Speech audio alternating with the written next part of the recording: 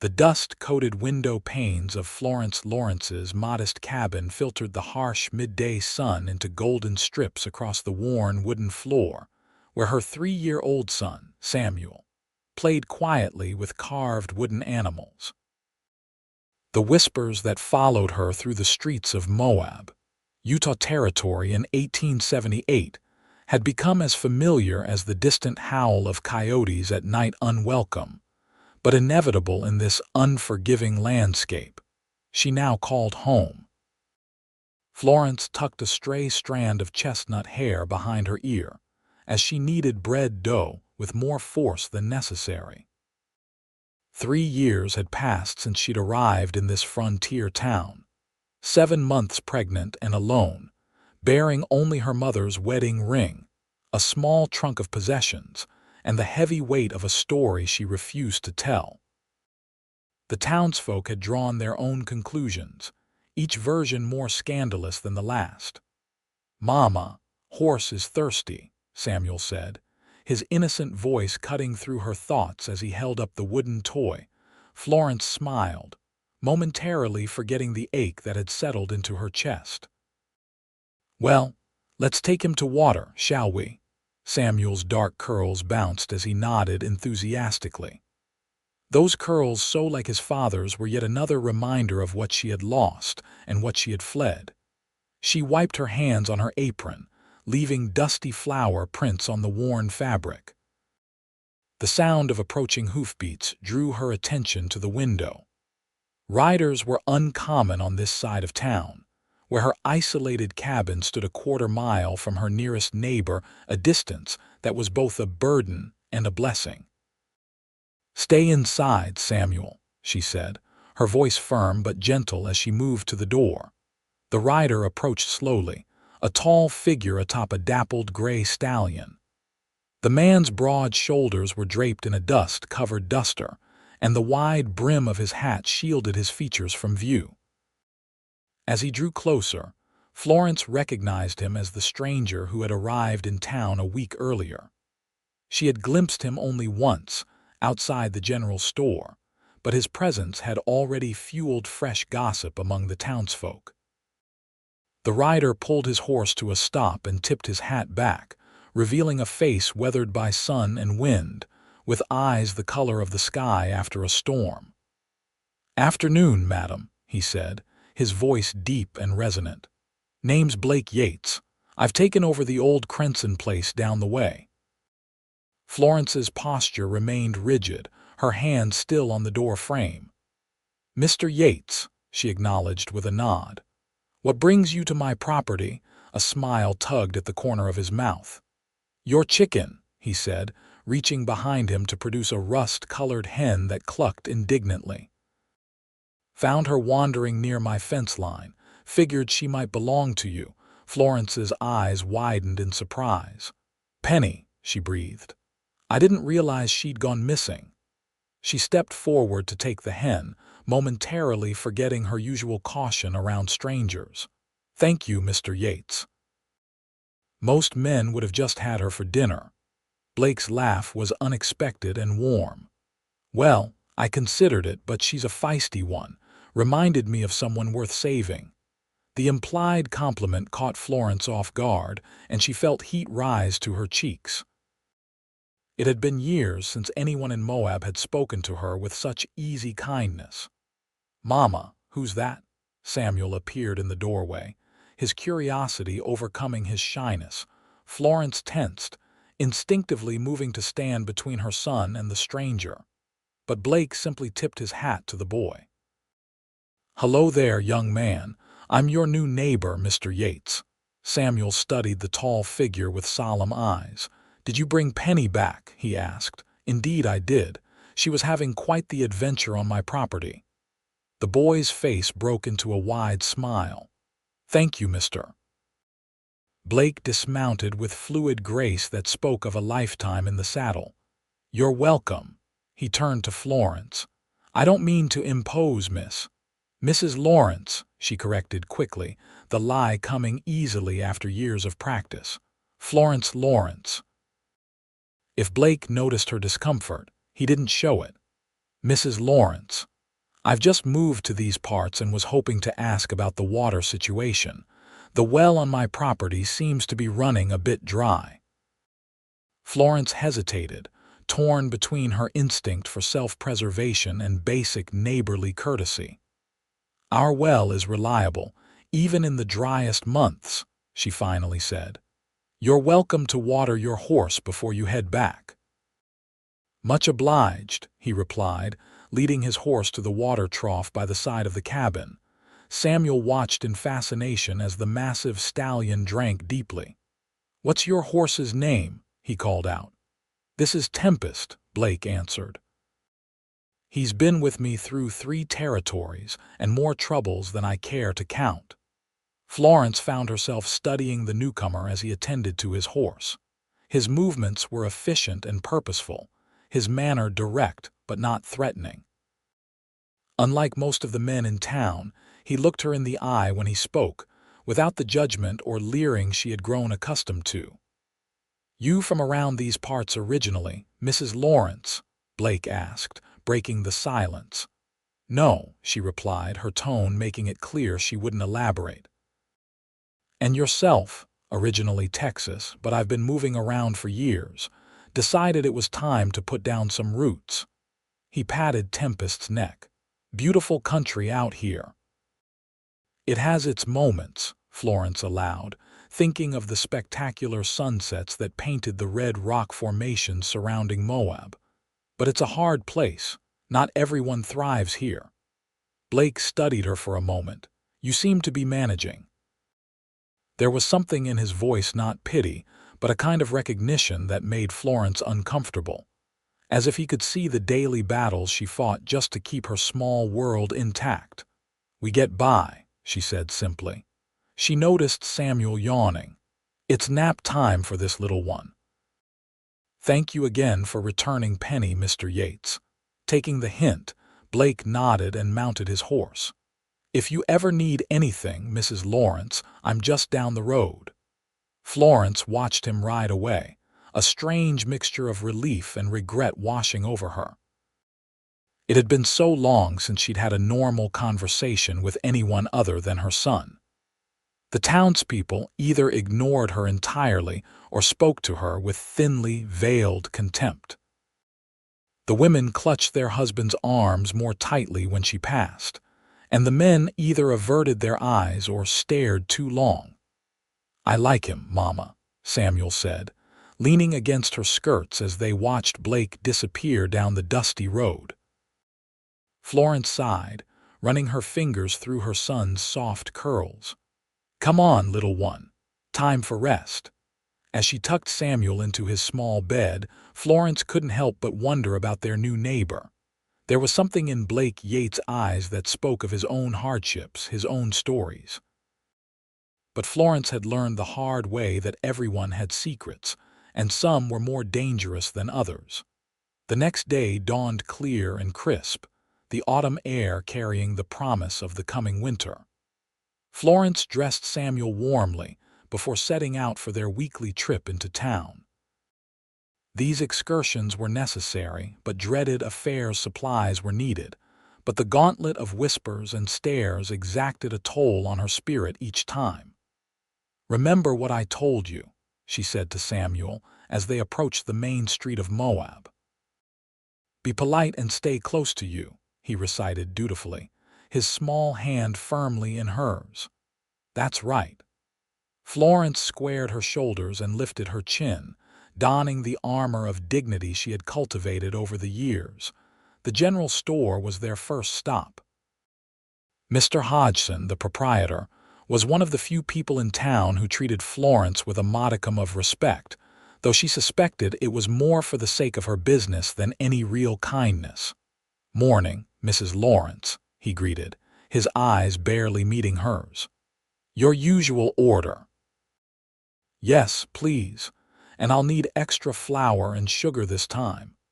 She placed a carefully counted sum on the counter. Every penny was accounted for in her meager budget. As Mr. Hodgson gathered her supplies, the bell above the door jingled, and Florence felt the atmosphere in the store shift immediately. She didn't need to turn to know that Eugenia Blackburn, the banker's wife and self-appointed moral guardian of Moab, had entered. Well, if it isn't Mrs. Lawrence, Eugenia's voice dripped with false sweetness, and her, boy, Florence kept her back straight and her eyes forward.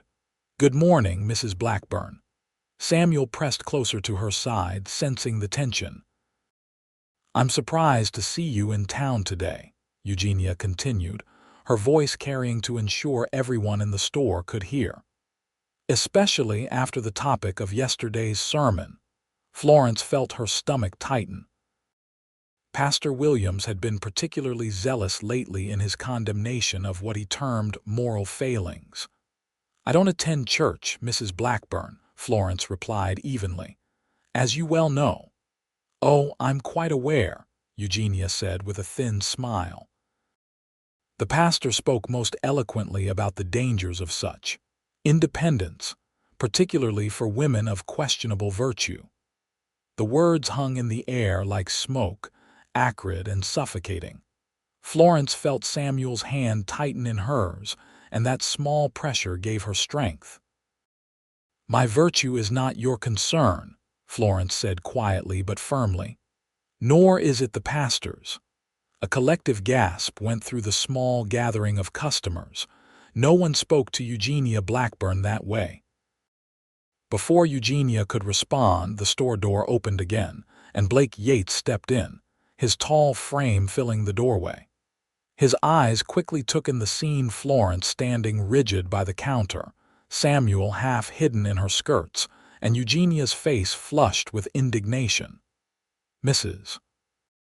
Lawrence, he greeted her with a tip of his hat. Fine morning, isn't it? The simple act of acknowledgement of treating her as a normal, respectable member of the community was so unexpected that Florence could only nod in response. Blake turned to the storekeeper. Mr. Hodgson, I hope you have those fence posts I ordered. Got a section of my property that needs securing. As Blake conducted his business, Florence gathered her supplies and prepared to leave. She was almost to the door when Eugenia stepped into her path. This town has standards, Mrs. Lawrence, Eugenia hissed, low enough that only Florence could hear. And your presence lowers them considerably. Before Florence could respond, Blake appeared beside her, easily lifting the heavy sack of flour from her arms. Allow me to help you with these, Mrs. Lawrence. I'm headed your way anyhow. Florence hesitated, then nodded her thanks. The brief triumph she felt at Eugenia's shocked expression quickly gave way to anxiety as she realized she had just aligned herself with the newcomer in the eyes of the town. Outside, Blake loaded her supplies onto her small wagon while Samuel watched in fascination. You didn't have to do that, Florence said when they were out of earshot of the store. Do what? Blake asked, securing the last of the packages. Intervene. Associate yourself with me. Florence checked the harness on her mule. It won't do your reputation any good in Moab. Blake's expression sobered. Mrs. Lawrence, I've lived in enough small towns to know that people like Mrs. Blackburn exist everywhere. They feed on others' shame to elevate themselves. Florence was taken aback by his perceptiveness. Nevertheless, I don't need rescuing, Mr. Yates. He held up his hands in a gesture of peace. Wouldn't dream of it. From what I can see, you're doing just fine on your own. He glanced at Samuel, who was now examining Blake's spurs with great interest. You both are. Florence didn't know how to respond to this unexpected show of respect. For 3 years, she had grown accustomed to judgment and isolation. Kindness was now more disorienting than cruelty. Thank you, she finally said, helping Samuel up onto the wagon seat. For the assistance. Blake nodded, stepping back. Anytime, Mrs. Lawrence. As Florence drove the wagon out of town, she could feel the weight of stares following her. Her encounter with Blake would be fodder for gossip by sundown, she was certain. But for the first time in years, she found herself caring a little less about what the town thought. That evening, as she tucked Samuel into bed, he asked innocently, "Mama, why doesn't Mrs. Blackburn like us?" Florence's heart clenched. She had dreaded this moment when her son would become aware of their precarious position in the community. "Some people," she began carefully, "have very fixed ideas about how others should live, and when someone lives differently, it makes them uncomfortable." Samuel's brow furrowed. "But we're not bad, are we?" "No, my love," Florence said firmly, stroking his cheek. "We are not bad, not at all." "Then why does everyone act like we are, except Mr. Yates? He's nice." Florence sighed. "People are complicated, Samuel. They don't always understand things that are different from what they know." "Like not having a papa?" Samuel asked, his voice small. Florence felt as though the air had been knocked from her lungs. They had never directly discussed his father before. "Yes," she managed to say. "Like that." Samuel was quiet for a moment, his eyelids growing heavy. "I'm glad Mr. Yates brought Penny back," he murmured as he drifted toward sleep. "Me too," Florence whispered. Though she wasn't entirely sure it was true, the days that followed brought an unusual development. Blake Yates began to appear at Florence's cabin with surprising regularity, always with some practical reason, a tool he needed to borrow. Advice about local hunting grounds, questions about the harsh winter weather. Each time, he was unfailingly polite, never staying longer than was appropriate, and always treating Samuel with the same respect he showed Florence. Despite her initial wariness, Florence found herself looking forward to these visits. Blake brought news from town, sparing her some of the more difficult trips. He spoke to her without condescension or ulterior motive, and his evident delight in Samuel's company was genuine. One crisp October afternoon, Blake arrived with his wagon instead of riding Tempest. "Mrs. Lawrence," he called as he approached. "I've got a proposition for you." Florence, who had been chopping wood, set down her axe warily. "What kind of proposition, Mr. Yates?" Blake gestured to his wagon, which was laden with lumber. "I've been fixing up the house, and I've got more firewood than I can use. Thought I might trade you for some of those preserves I noticed in your pantry. Winter's coming, and a man can only eat so much salt pork." Florence studied him, trying to discern if this was charity disguised as trade. She was fiercely proud of her self-sufficiency, and had refused any help that smacked of pity. Blake seemed to read her thoughts. "It's a fair exchange, Mrs. Lawrence. Those peach preserves looked like they'd make a cold morning a whole lot more bearable." After a moment's hesitation, Florence nodded. "I suppose that's reasonable. Samuel, can you fetch 2 jars of the peach preserves from the cellar?" Samuel, who had been watching the exchange with bright eyes, raced off to complete the task. As Blake unloaded the wood, stacking it neatly by Florence's cabin, he worked in companionable silence. Florence found herself studying his movements, the easy strength in his shoulders, the careful precision with which he arranged the wood to protect it from snow. "You've been in Moab for nearly a month now," Florence observed, breaking the silence. "What do you think of our little town?" Blake straightened, wiping his brow.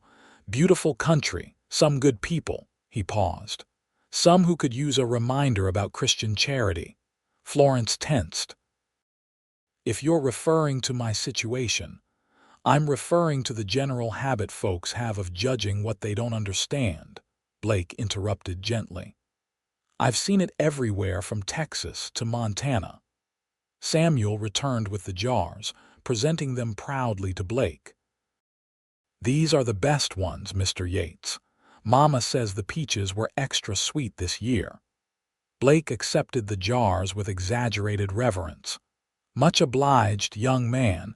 This'll make those cold mornings something to look forward to." As he prepared to leave, Blake hesitated, then turned back to Florence. "There's a matter I've been meaning to discuss with you, Mrs. Lawrence. My property borders yours to the west, and there's a stream that runs between our land. I've been thinking of building a small dam, improve the water access for both properties. Would need your permission, since it affects your water too." Florence was surprised by the consideration. Most men would have simply done as they pleased with the land they owned. "I'd need to see your plans before I could agree to anything." "Of course," Blake nodded.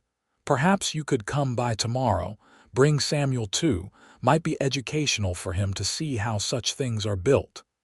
The invitation hung in the air between them. This would be different from his brief visits to her cabin. This would be Florence deliberately entering his space, spending time in his company. "We'll come after the morning chores," she found herself saying, surprising even herself with the decision. Blake's smile was warm. "I'll look forward to it." After he left, Florence stood looking at the neatly stacked woodpile, a strange feeling taking root in her chest. It had been so long since anyone had treated her as an equal, as someone worthy of consideration and respect.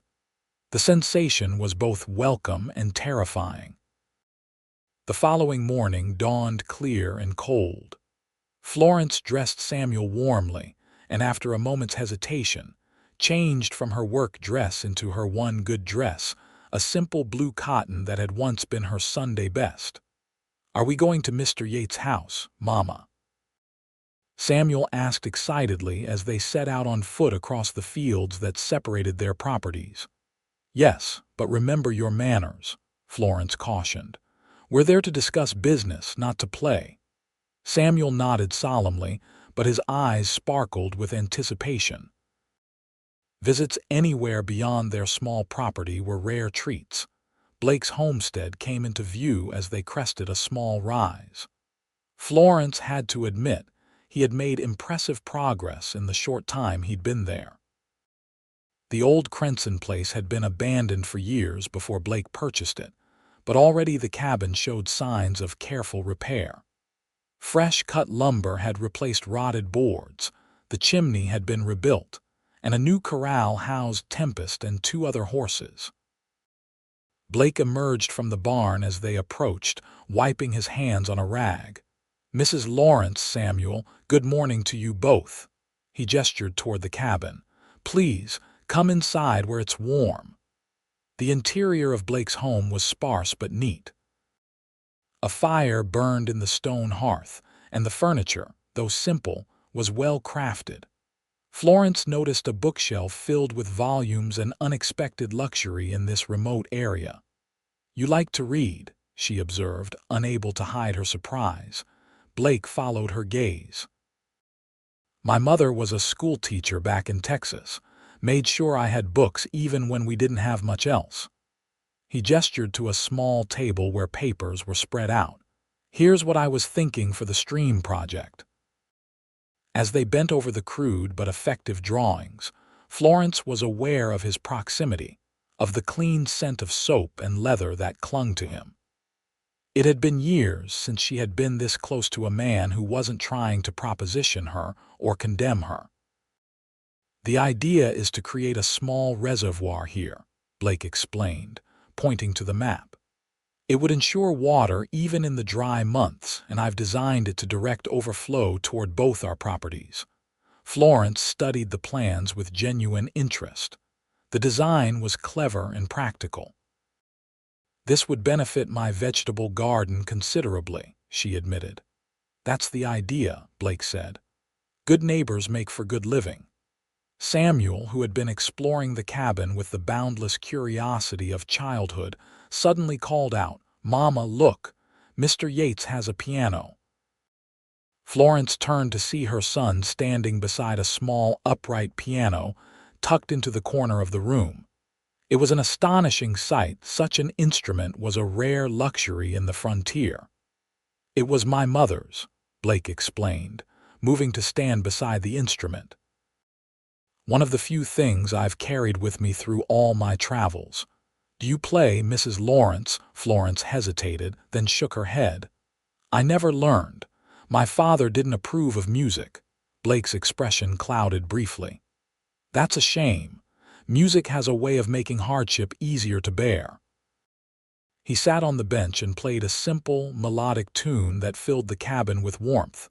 Samuel watched, transfixed. "Can I try?" he asked when Blake finished. Instead of dismissing the child, Blake moved over and patted the bench beside him. "Come on up here, young man. Let me show you how it's done." Florence watched as Blake patiently showed Samuel how to press the keys, guiding his small fingers to create a simple tune. Her son's delighted laughter at the sounds he produced was like a balm to her weary heart. "You're good with him," she said softly when Samuel had moved on to examining the carved chess pieces on a small table. Blake's eyes met hers. "He's a fine boy. Smart, curious. You've done well with him, Mrs. Lawrence." The simple acknowledgement that she had succeeded in some way despite all the obstacles brought unexpected tears to her eyes. Florence blinked them away quickly, unused to such vulnerability. "The dam project seems sound," she said, returning to safer territory. "You have my permission to proceed." Blake nodded, recognizing her retreat. "I appreciate that. I'll start gathering materials next week. You're welcome to observe the progress anytime." As they prepared to leave, Blake surprised her by handing Samuel a small wooden horse, expertly carved and polished. "I made this last night," he told the boy. "Thought you might like a new animal for your collection." Samuel's eyes widened with delight. "Thank you, Mr. Yates. It looks just like Tempest." "What do we say, Samuel?" Florence prompted, though her heart was full at the thoughtful gesture. "Thank you very much, sir," Samuel said formally, clutching the horse to his chest. As they walked back across the fields toward their own cabin, Samuel chattered excitedly about the piano, the horses, and the wooden toy.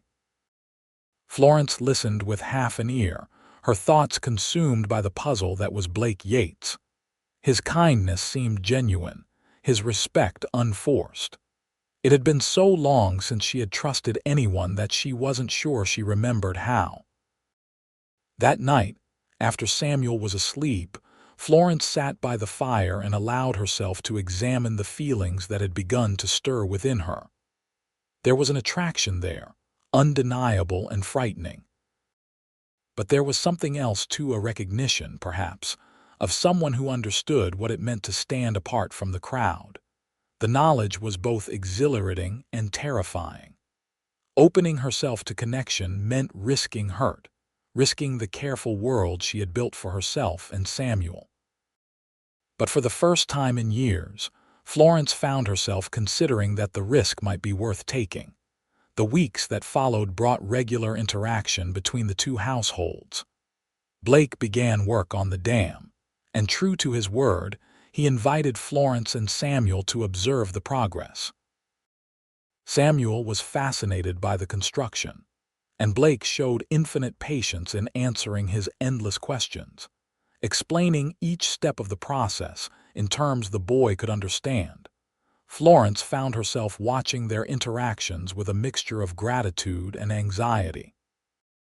Samuel had never known a father figure, and his eagerness for Blake's attention was both heartwarming and concerning.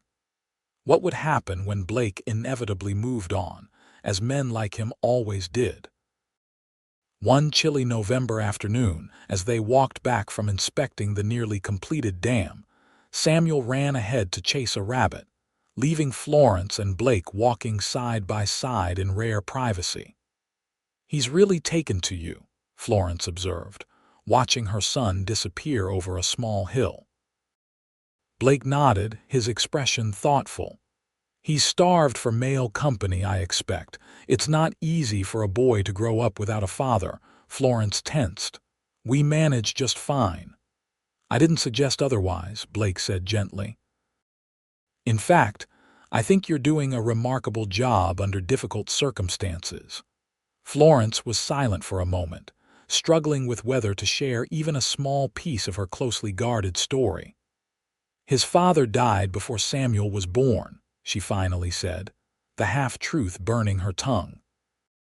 "I came west afterward. Blake absorbed this without pressing for details. "I'm sorry for your loss," he said simply. They walked in silence for several paces before Blake spoke again. "My wife died in childbirth," he said quietly. 5 years ago now, lost the baby to a daughter." Florence's steps faltered. "I didn't realize you were widowed." "Most folks assume I never married," Blake said with a sad smile. "Easier that way sometimes, not to have to explain. But Hannah, she deserves to be remembered." He gazed at the distant mountains. "That's why I understand a bit of what you're facing, Mrs. Lawrence. Loss changes you, and people don't always know what to do with those changes." Florence felt a sudden, overwhelming connection to this man who had known grief similar to her own. "Please," she said softly, "call me Florence." Blake's smile was gentle. "Florence," he repeated as if testing the sound of it. "It suits you, strong but with a kind of hidden grace." The compliment warmed her more than it should have. "And you're Blake to me then," she replied. Samuel's return prevented further conversation, but something had shifted between them. A door had been opened, just enough to allow a sliver of light through. That evening, after Samuel was asleep, Florence pulled out the small wooden box she kept hidden beneath a floorboard under her bed. Inside was a sealed letter, addressed to Samuel, to be opened on his 18th birthday. Beside it lay a gold pocket watch and a daguerreotype of a handsome young man in a Union Army uniform. Florence traced the outline of the face in the photograph, her throat tight with unshed tears. "I met someone today, Frederick," she whispered to the image. "Someone who might understand. I think you would approve." The box also contained the truth that Frederick had been her brother, not her lover, that Samuel's father had been the son of her father's wealthy business partner, that when she had found herself with child, unmarried and disgraced, her father had given her a choice: give up the baby or leave forever. She had chosen her child over everything else, fabricating the story of a dead husband to give Samuel the legitimacy society demanded. No one in Moab knew the truth. Florence had arrived with her story already prepared, the gold wedding band that had belonged to her mother firmly on her finger. But the townsfolk had seen through her deception, or at least suspected enough to treat her with contempt. She returned the box to its hiding place, wondering if she would ever trust anyone enough to share the whole truth. As November gave way to December, Blake became a regular visitor to their cabin. He always brought some small gift for Samuel, a carved animal, a book of adventure stories, or once, a small harmonica that delighted the boy beyond measure. For Florence, he brought practical items: a new axe handle he had crafted, a jar of honey from a wild hive he had discovered, seeds for spring planting. The dam was completed just before the first heavy snow, creating a small pond that would ensure water throughout the dry season. The project had been a success, but Florence found herself dreading its completion, fearing it would remove Blake's reason for regular visits. Her fears proved unfounded. If anything, Blake's presence in their lives increased as winter set in. He appeared reliably every few days, often staying for the evening meal that Florence found herself preparing with extra care on the days she anticipated his visits. The people of Moab, of course, noticed the developing connection. The whispers grew louder, the stares more pointed when Florence made her increasingly rare trips into town. Eugenia Blackburn made a point of commenting, loudly and within Florence's hearing, about loose women ensnaring respectable widowers. Florence endured the gossip with the same quiet dignity she had maintained for years, but inside, doubts began to gnaw at her. Was she being selfish, allowing Blake to associate himself with her tarnished reputation? Would Samuel ultimately suffer more if Blake became further entangled in their lives, only to withdraw when the pressure became too great? These questions haunted her as Christmas approached. Samuel was beside himself with excitement, having never experienced a proper Christmas celebration. In previous years, Florence had managed only the smallest acknowledgement of the holiday, a special meal, a handmade toy fashioned from scraps. But this year, Samuel's friendship with Blake had exposed him to stories of Christmas trees, presents, and festivities that were well beyond Florence's means to provide. 3 days before Christmas, Florence was struggling to hang wet laundry on a line strung in the cabin, fighting against the freezing temperatures that threatened to turn the damp clothes to boards of ice before they could dry. A knock at the door announced Blake's arrival. He stepped in, bringing a gust of cold air and the scent of pine. "Afternoon, Florence," he greeted her, his smile warm. Then he noticed her frustration with the laundry. "Here, let me help with that." Together they hung the remaining clothes, their hands occasionally brushing in the small space. Each accidental touch sent a current of awareness through Florence that she struggled to ignore. "I've come with a purpose today," Blake said when they had finished. "I'd like to invite you and Samuel to Christmas dinner at my place. Nothing fancy, but I thought it might be nice for the boy to have a proper celebration." Florence hesitated, torn between desire and caution. "That's very kind, but before you say no," Blake interrupted gently, "consider that it would be a kindness to me as well. Christmas alone isn't something I look forward to." His honesty disarmed her. "We would be honored to join you," she found herself saying. Blake's smile was like sunrise. "Excellent. I'll come by with the wagon to fetch you both around midday." He moved toward the door, then paused. "And Florence, don't worry about bringing anything. Just yourselves." After he left, Florence sat down heavily at her small table. The invitation represented more than just a meal. It was a public statement of association, a declaration that Blake Yates considered Florence and Samuel Lawrence worthy of his time and attention, regardless of what the town thought. The knowledge both exhilarated and terrified her. Christmas morning dawned clear and bitterly cold. Florence woke early to prepare, washing both herself and Samuel with particular care. She dressed him in his best clothes, which she had carefully mended and cleaned for the occasion. For herself, she chose her blue dress again, adding a carefully preserved lace collar that had once belonged to her mother. As she arranged her hair, Florence found herself studying her reflection in the small mirror above her washstand. At 26, she was still young, though the hard years in Moab had left their mark. There were fine lines at the corners of her eyes now, and her hands were roughened from work.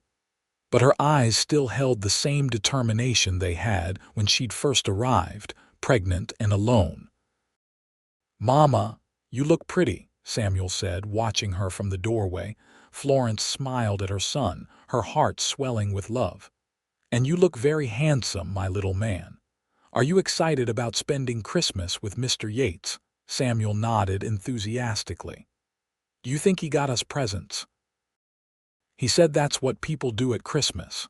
"Samuel," Florence admonished gently, "we don't visit people expecting gifts. We go to share their company and celebrate together." "I know," Samuel said, looking down, "but I made him a present, see." He held up a crude but recognizable drawing of Tempest, carefully executed on a piece of precious paper Florence had saved for his use. "That's beautiful, Samuel. I'm sure Mr. Yates will treasure it." The sound of approaching hooves announced Blake's arrival. Florence gathered their cloaks and helped Samuel bundle up against the cold. When she opened the door, she was momentarily speechless at the sight that greeted them. Blake had decorated his wagon with pine boughs and red ribbons. Tempest wore a wreath of evergreen around his neck, giving the proud stallion a festive air. But it was Blake himself who caught and held Florence's attention. He had traded his usual work clothes for a clean white shirt, dark waistcoat, and polished boots. His hair was neatly trimmed, his face freshly shaved. "Merry Christmas," he called, jumping down from the wagon to help them up. "You both look wonderful." Samuel scrambled eagerly into the wagon, but Florence found herself suddenly shy. Blake offered his hand to assist her, and the warmth of his touch through her glove sent a tremor through her that had nothing to do with the cold. The ride to Blake's cabin was filled with Samuel's excited chatter and Blake's patient responses. Florence sat quietly, absorbing the simple joy of the moment, her son's happiness, the beauty of the snow-covered landscape, and Blake's solid presence beside her on the wagon seat. When they arrived, another surprise awaited them. Blake had transformed his simple cabin into a Christmas wonderland. A small pine tree stood in the corner, decorated with paper stars, pine cones, and a few precious glass ornaments. Garlands of evergreen adorned the mantelpiece, and candles cast a warm glow throughout the room. "Oh, Blake," Florence breathed, forgetting formality in her amazement. "It's beautiful." Blake's expression was a mixture of pleasure and uncertainty. "I may have gone a bit overboard. It's been years since I had reason to celebrate properly." Samuel was already examining the tree with wide-eyed wonder. "Mama, look, it's just like in the stories." The day that followed was unlike any Christmas Florence had experienced, even before her disgrace and exile. Blake had prepared a feast that seemed impossible for a bachelor living alone on the frontier: a roast chicken, potatoes, fresh bread, and even a small cake studded with dried fruits. After the meal, Blake surprised them both by presenting gifts. For Samuel, there was a wooden train with cars that connected together, each one carefully carved and painted.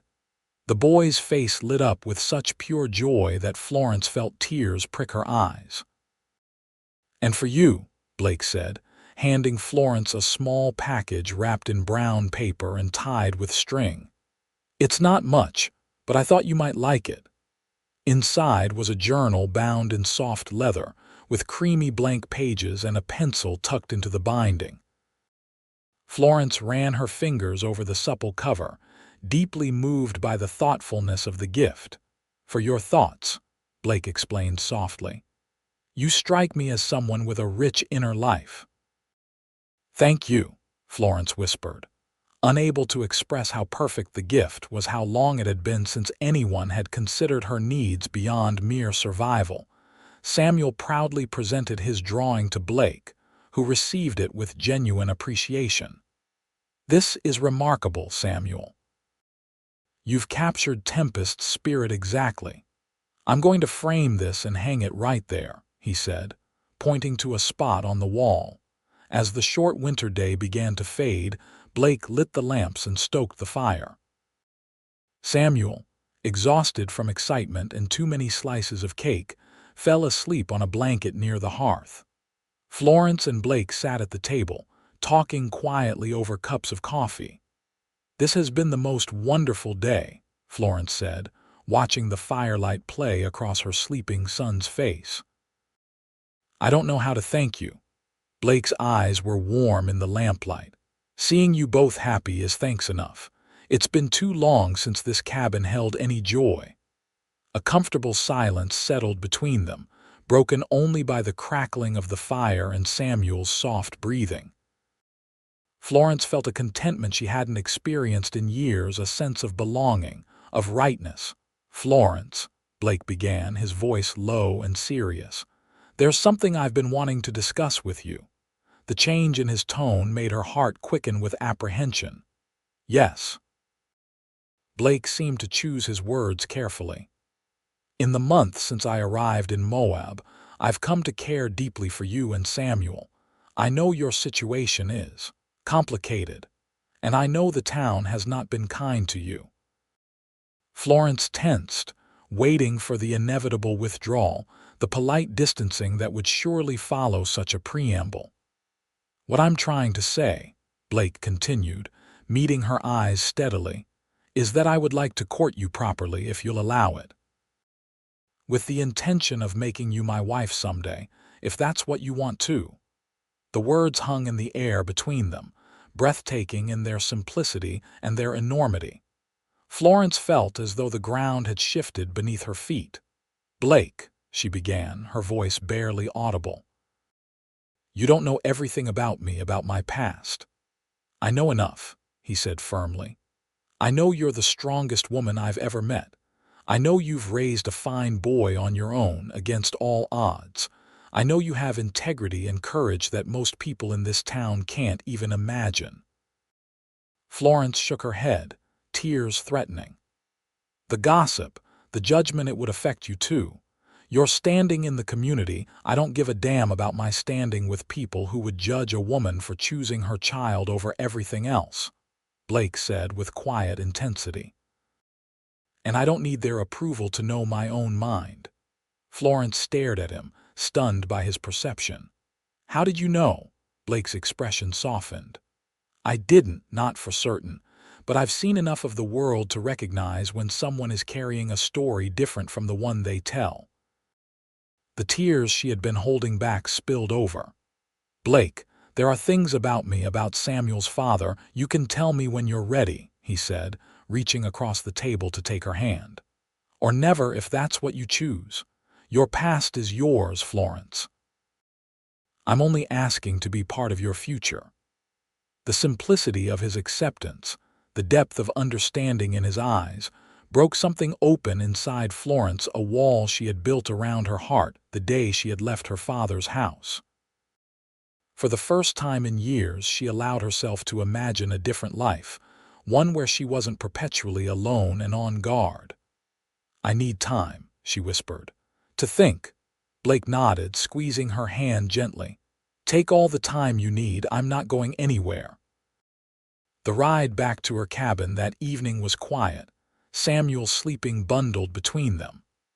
When they arrived, Blake carried the sleeping boy inside and laid him gently on his bed while Florence removed his boots and outer clothes without waking him. At the door, Blake paused. "Merry Christmas, Florence," he said softly. "Whatever you decide, today was a gift I'll always treasure." He left before she could respond, leaving her standing in the doorway watching his wagon disappear into the gathering dusk. That night, Florence lay awake long after Samuel had fallen asleep, her mind replaying Blake's words. The possibility of acceptance, of love, of a partner to share her burdens, it was almost too much to comprehend after years of solitary struggle. But the fear was still there, a dark current beneath the hope. If Blake knew everything, the identity of Samuel's father, the circumstances of her disgrace, would his offer still stand? And even if it did, could she bear to expose Samuel to the increased scrutiny and potential cruelty that would come from aligning their lives with Blake's? The days after Christmas passed in a blur of ordinary tasks, but Florence's thoughts were far from ordinary. Blake kept his distance, true to his word about giving her time to consider his proposal. The absence of his regular visits left an unexpected emptiness in their routine that both Florence and Samuel felt keenly. "When is Mr. Yates coming back?" Samuel asked each day, his disappointment growing when the answer remained uncertain. Florence struggled to explain the situation in terms a 3-year-old could understand. "Mr. Yates is very busy with his own work right now," she said, avoiding the truth that she had asked for this separation. "I'm sure we'll see him soon."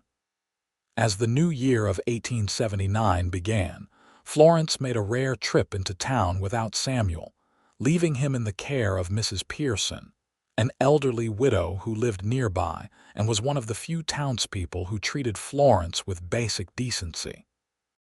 She needed supplies, but more than that, she needed to gauge the town's reaction to her Christmas visit with Blake. The atmosphere in Moab had changed subtly but unmistakably. The whispers still followed her, but they had taken on a different quality, less contemptuous, more speculative.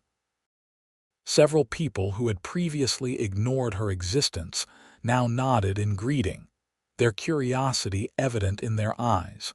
At the general store, Mr. Hodgson was unusually talkative. "Fine weather we're having for January," he remarked as he gathered her supplies. "Mr. Yates was in earlier, ordered quite a lot of building supplies. Says he's expanding his cabin, adding another room and a proper porch." Florence nodded noncommittally, though her heart quickened at the mention of Blake's name. "He's settling in well," Mr. Hodgson continued. "Mayor Thompson's even talking about asking him to serve on the town council next year. We need solid men like that in Moab." The implication was clear. Blake was being accepted, respected, embraced by the community in a way Florence had never been, and likely never would be. The contrast between their positions couldn't have been more stark. As Florence prepared to leave, Eugenia Blackburn entered the store with two other women from the church society. Florence braced herself for the usual barbed comments or pointed silence. To her astonishment, Eugenia approached her directly. "Mrs. Lawrence," she said, her voice carrying that same false sweetness, "I understand you and your son had Christmas dinner with Mr. Yates." Florence met her gaze steadily. "Yes, we did. Mr. Yates was kind enough to invite us." Eugenia's smile didn't reach her eyes. "How charitable of him. You know, the Ladies' Aid Society is having a quilting circle next week. Perhaps you might like to join us." The invitation was delivered with such transparent insincerity that Florence nearly laughed aloud. "Thank you, Mrs. Blackburn, but I have quite enough work of my own without taking on charity quilts as well." Eugenia's smile tightened. "Well, the invitation stands. We always welcome those seeking to improve their standing in the community." As Florence left the store, the meaning of the exchange became clear. The town had noticed Blake's interest in her, and they were recalculating their approach. If Blake Yates, a man they had already decided was worthy of respect, had chosen to associate with Florence Lawrence, perhaps there was advantage in bringing her into the fold, or at least in appearing to do so. The realization was both amusing and disheartening. Their conditional acceptance was based not on any recognition of Florence's worth as a person, but solely on her potential connection to a man they deemed valuable. As she drove her wagon back toward home, Florence made a decision. She would not allow Moab's opinion, positive or negative, to determine her future. The choice before her was not about the town's judgment.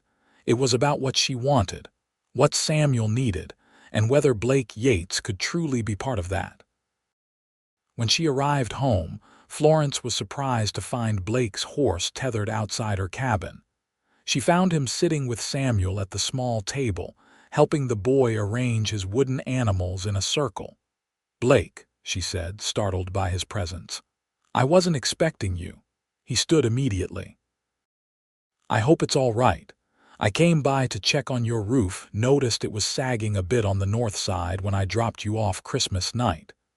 Mrs. Pearson said you'd gone to town, but let me wait with Samuel." Mrs. Pearson, who was knitting by the fire, nodded confirmation. "Mr. Yates has been telling Samuel stories about cattle drives in Texas," she said with approval. "Most educational." After Mrs. Pearson left, Blake helped Florence unload her supplies.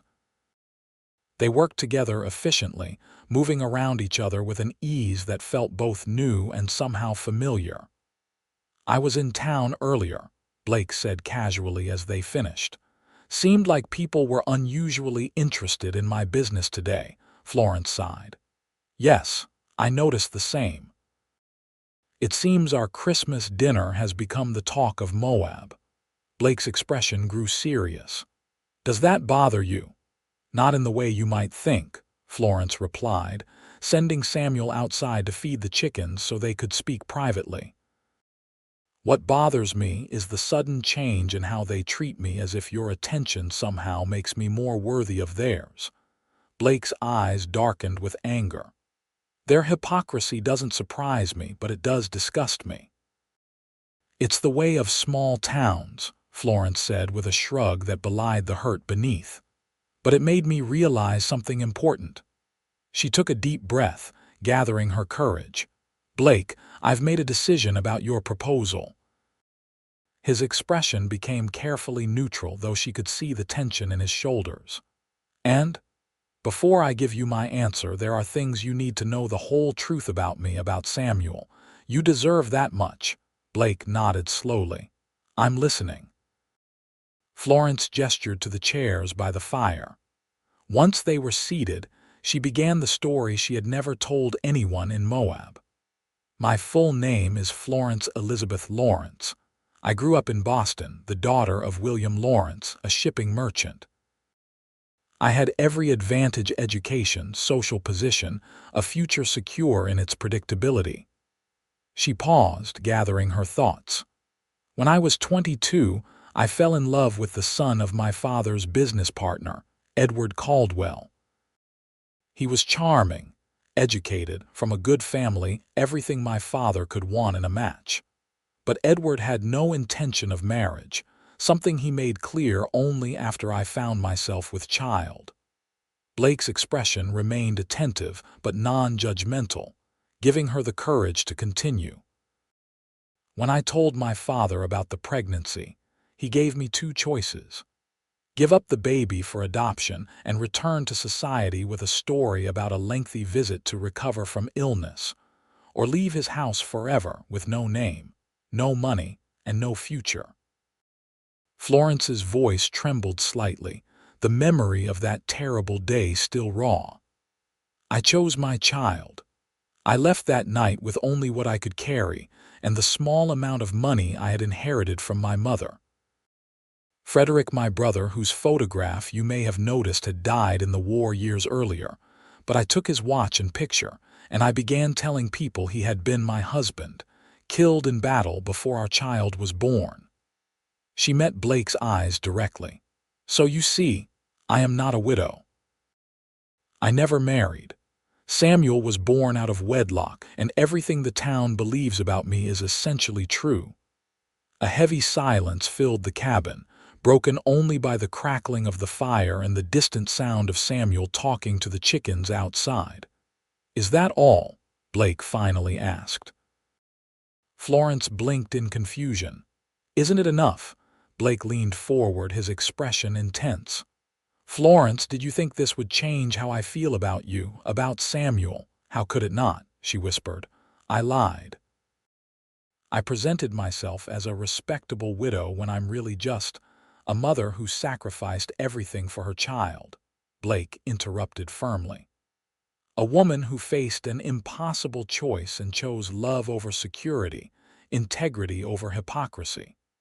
Do you truly believe that diminishes you in my eyes?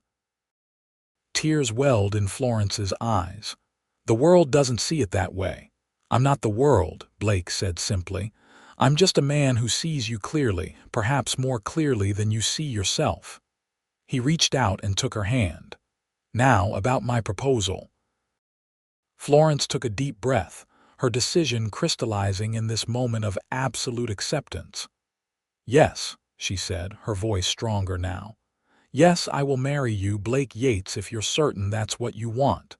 Blake's smile was radiant. It's what I want more than anything. He hesitated, then added, but there's something else we should discuss. Samuel. Florence tensed immediately. What about him? I'd like to adopt him legally when we marry, Blake said. Make him my son in the eyes of the law as well as in my heart, but only if that's what you both want.